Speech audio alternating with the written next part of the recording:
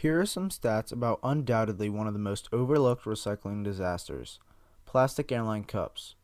The amount of weight produced by plastic airline cups per year weighs as much as 113 Boeing 747 planes. 1 million plastic airline cups are consumed every 6 hours on airlines alone. And with the economy on the rise, many experts expect the amount of passengers to rise. In fact, on airlines alone within the next 30 years, the number of domestic commercial passengers on airlines per year will grow to 1 billion. The problem is, airports and airlines lack the necessary infrastructure to recycle. Airlines and airports will need to man up and take some of their $500 million profit to help future generations sustain our Earth.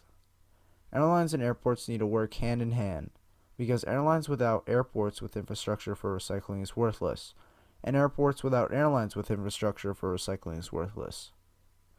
Here is a classic decentralized waste system set up in airports.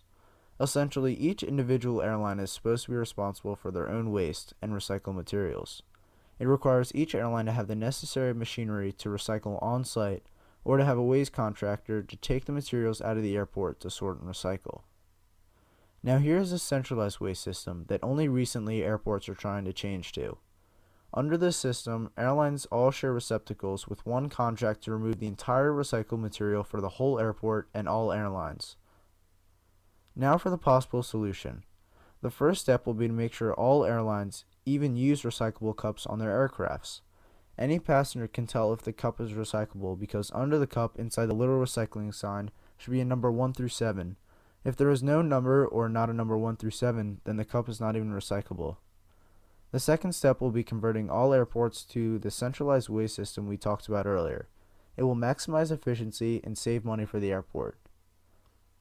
In an interview with the Deputy Director of Environmental Stewardship at Philadelphia Airport, he said, "We have been working for a few years to get a kind of sortation facility whereby marketplace and airlines can collectively contribute and have a more centralized process.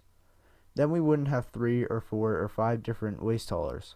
It's not a very tough thing to do, it's just a matter of renting conveyor equipment and having a sortation building or structure to work from, and having vehicles to move the stuff around and hiring some laborers.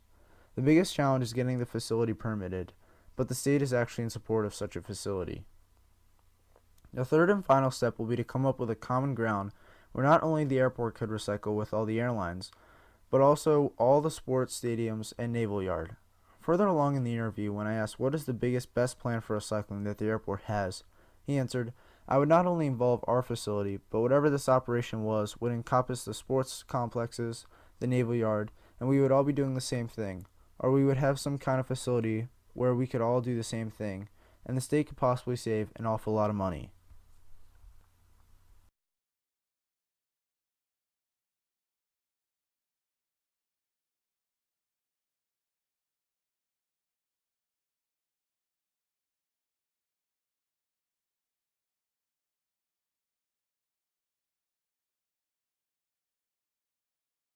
Created using Powtoon.